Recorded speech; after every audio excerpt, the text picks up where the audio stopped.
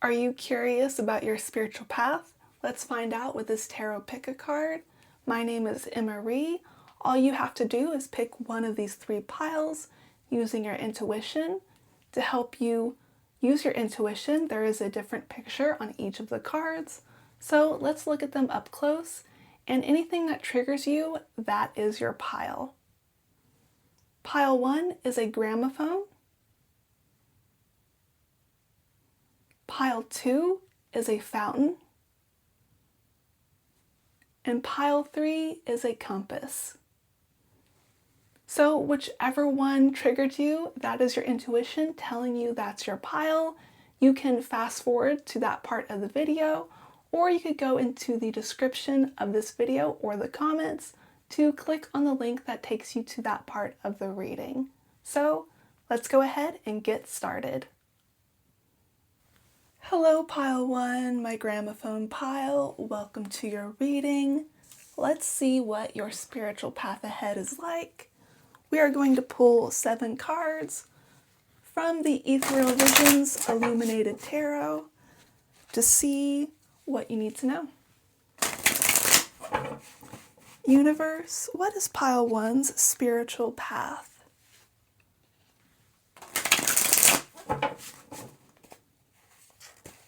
First, let's look at your past, present, and future. That way we can see from a higher perspective about your spiritual path. So where you're coming from is the Ace of Swords reversed. This is about not feeling like you can commit to anything or feeling as if you don't quite understand what is going on when it comes to your spirituality. You may have struggled to verbalize or comprehend the messages that have been sent your way. And this could mean that you look at the signs and synchronicities that are sent to you and you just don't know how to interpret them. You may not have had a good spiritual education, or you may have simply got a lot of mixed signals. You could belong to multiple cultures, or it could simply be that there are a lot of spiritual beings trying to get your attention. Now, right now, we have the 8 of Wands. This is showing a lot of spiritual attention that's still happening, and it could be a little bit overwhelming. But the good news is since this card is a positive card, that you can work with that energy. You're at a place in your life, in your spiritual journey, that you can make the most of your growth right now. So even though there's a lot happening and you may not be able to understand things fully, trust me, you've got this. You can manifest from this and really either initiate a spiritual awakening or level up in your spiritual journey. Now your future is the 4 of Pentacles. This is a conservative, traditional card, and it is a sign of stability. So when it comes to your spiritual path, I am very happy to say that you are trending towards having a good practice with tangible results in your life. You're probably going to have rituals and routines which may seem boring to some people, but they really increase your spiritual health and they give you quite a lot of abundance. You may find that certain spiritual paths are going to be better for you than others. This would include anything new age or new thought, specifically law of attraction and all of those mind-oriented energy practices. You may also find that paganism or earth religions are really good, like witchcraft. It is possible you could make something of this energy, this spiritual path, with a more traditional religion, but you're going to be very ritual focused. You're going to be very insular, even a little bit introverted. So things like church or synagogue or mosque or anything where you are receiving something from a higher authority probably isn't going to resonate with you that much. You do best when you are by yourself and you are able to do the work individually. Now let's look at the details here. The first card is the Ten of Wands reversed. This is about not being overwhelmed, especially with this Four of Pentacles card, which is kind of you slowing down or you doing things in a very measured way. You need to make sure that you're not doing too much. So when it comes to your spiritual practice, even though so much is happening in your life right now, whether you are able to perceive it or not spiritually, eventually you're going to need to slow things down. And those spiritual practices are going to be how you do that. You can't do all the things at once. You need to start picking 1, 3, 5 practices that you do routinely, that you rely upon. Most people really like meditation. Some people like spells. Just to give you an example of this, having a good minimalist meditation practice of 5, 10, 20 minutes a day is all you really need. If you want to do something that requires a little bit more effort, like spell work or like a ritual, try to make sure that you only do about a half an hour each week, or maybe a few rituals a month, because you don't want to be overwhelmed. You are looking at quality, not quantity, when it comes to your spiritual practice and your your path. You will be able to have the best outcome by doing that. Your next card is the Knight of Pentacles reversed. I see this as a spiritual being who doesn't take a tangible form. So often people will have a spirit animal and it'll show up as a familiar that becomes their pet, or they keep seeing the same type of bird in nature. That is not you. Your spiritual being is not going to take a physical form. It's going to be something that you interact with in the spiritual realm, or even if you don't go anywhere, like you stay grounded in the present, you stay aware of their presence. You know they're there even if you don't see them. Perhaps you converse with them through meditations or divination like tarot. You could also do automatic writing, but this spiritual being is not something that you can see in person, so probably not a ghost doing spiritual activity in your home. But this person, this spiritual being, whatever identity it has, generally speaking, this could be like a guardian angel or a deity that doesn't take form in your home. It is trying to help you, but it's not helping you in a practical way. It's very much a spiritual relationship. They may help emotionally regulate you or meet your spiritual goals in your rituals and routines. The third card here is the Three of Pentacles reversed. This is about not working with others. So this definitely confirms to me that you may only have one spiritual being. So I'm definitely thinking here, guardian angel, new thought, new age. If you are doing an earth-centered religion, you're probably just focusing on one deity. So you aren't doing a whole bunch of mediumship for other people, unless through that being you are only interacting with that one being who gives you messages. But what this card really does indicate is that you are very self-focused on your spiritual journey, and any spiritual being you interact with is going to be your one and only, the spiritual being you rely on the most. Now this could be a guardian angel, I'm really leaning that way, but it could also be the universe, God, spirit, whatever you feel comfortable with, but it is a singular being. And they have a very personal relationship with you. Your last card today is the Seven of Wands. This is about having the high ground and having to defend it. So when it comes to your spiritual practice and your spiritual path, you may have some controversial or unpopular opinions. You may have a practice that doesn't reflect orthodoxy or doesn't reflect normal expectations, and you do things in a unique way. So you're really going to align with more mystical practices, even if you belong to a traditional path or you do something with a lot of resources. And that really is because you are doing something very disembodied.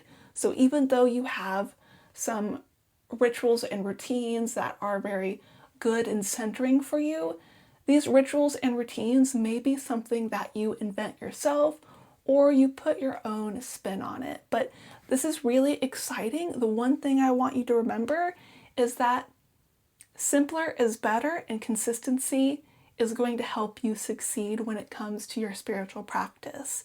So I hope you resonated with this reading. If you would like to get more details, if you would like to get more specificity, you can actually book a detailed video tarot reading with me. The link is in the description of this video. Otherwise, Pile 1, I am so excited for you to discover all of the mystical possibilities of your spiritual path. Hello, Pile 2, my fountain pile. Welcome to your tarot reading. Let's go ahead and shuffle the cards to see what you need to know about your spiritual path. We're going to pull 7 cards today. And first, we're going to look at the past, present, and future of your spiritual journey. Universe, what would you like Pile 2 to know about their spiritual path? What is important and helpful for them to know to grow spiritually? So your spiritual past is the Page of Cups reversed. When I see this card, it is always about something surprising and in a negative way. You may have had a really negative relationship with religion or spirituality in the past. You may have struggled with organized religion, or you may have dealt with negative spiritual beings, curses, or feeling generally at ease. So you may be uncomfortable with a lot of spiritual practices or anything supernatural or paranormal because you don't want to get in over your head. Now, right now, we have the 5 of Wands card. So in your present, you are starting to wrestle with your concerns, your worries, and you are in a good position. You are starting to gain control of your life and your spirituality. You are starting to be playful. You are starting to push yourself and take calculated risk. And this is a really good sign, and probably why you were attracted to this reading, that you want to push yourself and make a lot of progress. So in your spiritual future, we have the 10 of Swords reversed. This is about overcoming a major life challenge and starting over. So I do think you have quite a journey ahead of you, but this card is a sign that you get to rewrite your own expectations. Everything in the past that made you worried, that made you sometimes scared about what spirituality could bring you, you are actually going to take control and you are going to claim a future that will bring you happiness and fulfillment. So let's look at the details here. We have the Justice Reverse card. So when it comes to your past, the Justice Reverse does indicate that you were treated unfairly. So someone either abused you or targeted you, whether it was a real person, some sort of institution, or even a negative spiritual being. So for you, your spiritual path is going to be very protective. I would recommend anything that would help you, like evil eye amulets, blessings, holy water, talismans, like lucky talismans, spells that protect you, cleansing, all of those sort of things, because you may still have some negative spiritual energies that are trying to attach to you. And even if you have broken that, I think they're still trying to get in. You are going to be able to protect yourself. You just need to believe you can, and you're going to do what you need to do spiritually to put up walls and not let them open the door. The next card is the Seven of Swords. This is a card of strategy. So a lot of people, when they pursue their spirituality, they kind of do everything haphazardly or randomly. They don't have a plan, and that makes sense. A lot of people who are interested in spirituality are very intuitive. They do things based off of feeling, and they're comfortable with a certain level of uncertainty. But you need certainty, you need safety. And so you're going to want either a practice with a lot of rules, a lot of guidelines, or you're going to want to do things that protect you. So there are some spiritual paths like New Age and New Thought, which is kind of do it yourself. Witchcraft can be this way too, but other paths have specific rules like ceremonial magic or some mystical traditions of traditional religions. If you would rather do it yourself, that's okay, but you're definitely going to want to have practices that put up those protective barriers, because having those boundaries will help you experiment within that tradition or within that practice and feel like you're not pushing yourself. For example, a lot of people who do anything spiritual will sometimes take a lot of unnecessary risk. They'll do Ouija boards and then not take any protective practices because they tend to do everything at a surface level and they don't know the history and the necessary things to do that safely. So if you are going to do it yourself on some things, be sure that you research before you do that practice. Don't assume the Wikipedia article or the ChatGPT answer is sufficient to explain something that you're trying for the first time. The next card is the Six of Pentacles. This is a wonderful sign that you're going to have a lot to give when it comes to abundance, happiness, just really in a good position. So this is a sign that your spiritual path is a very positive one. You aren't just looking to take care of yourself, you're looking to give back to others, your community, or even the spiritual world itself. A really fun example of this when it comes to spirituality is that sometimes people will get together and pray or meditate for some sort of higher spiritual good. So yes, you can donate your time, your money, your expertise towards charities, and that's perfectly fine, but you may also want to do that spiritually as well. See your spiritual practice as interfacing with the spiritual realm and having an effect on that. As above, so below, as within, so without. Your spiritual practice can have an effect on the world, so let yourself have that effect in a positive way. It'll help rewrite all those negative feelings you've had about your past when it comes to spirituality. You are in control. You do get to write the future.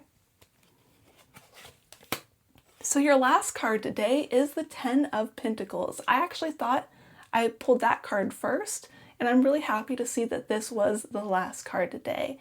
This is about culmination, fulfillment, especially in the physical world. So you may have a very mystical and spiritual practice that could feel very disembodied, but I do think at the end of the day, your spiritual practice is going to give tangible proof of your spiritual evolution. This could mean that you do something that helps you manifest through magic or manifestation, or it helps you reorient your life to live morally and ethically, so that way you can realign with the mainstream world around you in a helpful way. A lot of traditional religions are like that. Stoicism is like that, but even more alternative paths can give you that. But definitely see your worldly success, your connection to your community, and all of those physical things as proof that your spiritual practice is working. So don't see your spirituality as something that is purely an emotional or spiritual experience. It's going to be reflected in your daily life, and that's a good thing. I think you're going to like seeing that it is a holistic practice rather than just something you do to feel enlightened. So pile 2, I'm really excited for your future spiritually. If you would like a little bit more insight on any sort of negative experiences you've had specifically, you can book a tarot reading with me, but I am seeing such a wonderful future for you, and I am wishing you many blessings. Hello, pile 3, my compass pile. Welcome to your tarot reading. Let's go ahead and get started by pulling 7 cards from the Ethereal Visions Illuminated Tarot. Universe, what would you like pile 3 to know about their spiritual path? What would be helpful and illuminating in their journey? So the first thing we're going to do is pull past, present, and future cards on your spiritual journey in general. So in your past, leading up to this moment, we have the 10 of Wands reversed. So your past was very overwhelming. You may have tried to do too many things at once when it comes to spirituality. If you were part of a traditional religion, you may have had too many unfair expectations. And because of that, you are going into the present worried that spirituality is just too big of a responsibility to handle. You were able to really meet those obligations in the past, but you are tired and you don't want to feel as if you can't integrate spirituality and it be part of your normal life. So when it comes to your present, we have the 2 of Wands reversed. The solution for you is to not try to plan everything, not try to orchestrate and be really organized when it comes to your spirituality. So when it comes to spirituality, you can really lean into your intuition, your feelings, your emotions, because that really does help tap into the spiritual experience. So let's see what your future is when it comes to spirituality. We have the 4 of Cups reversed. This is about accepting something that was difficult in the past. And because this is a Cups card, which is about intuition and emotions, you are going to be a spiritual person in the future. Right now, you may be wondering if you're going to abandon spirituality, if you're going to burn out, or if you are just going to lose belief in spiritual practices, but you are going to be spiritual. You may have a little bit of a topsy-turvy near future where you are struggling with your sense of self, you're having a dark night of the soul. This is really normal for a lot of people who pursue spirituality because they have a lot of shadow work to do, a lot of past trauma to unwind. And the solution for you, remember, is to not take things so seriously, not to be so organized, and lead with your feelings, lead with your intuition. Now let's get to your detail cards. The first card is the King of Swords reversed. This is a confirmation of what I was suspecting with your first 3 cards, in that you're probably not going to benefit from organized religion. Now, organized religion can be amazing. It helps give a template and a community that you can interact with, but oftentimes the orthodoxy can really strangle you. And for example, a lot of people who are Christian who leave the church don't always stop being Christian. They might just move to a more personal practice. So whether you want to leave traditional religion altogether or just do a more personal practice, that's okay. The goal is to expect less of yourself, and not because you're rejecting all the wonderful spiritual practices of your past or rejecting the negative ones. It's more about finding what actually works for you, because sometimes what works for other people, what people give as good advice, just doesn't work for you. It doesn't reflect your individual needs and circumstances. And that's what you really need to consider when it comes to your spiritual journey. What do you need? What actually works for you? The next card is the Queen of Swords reversed. So the King of Swords is the external force, and the Queen of Swords is the internal force. So I would really recommend against you creating your own complex religious practice.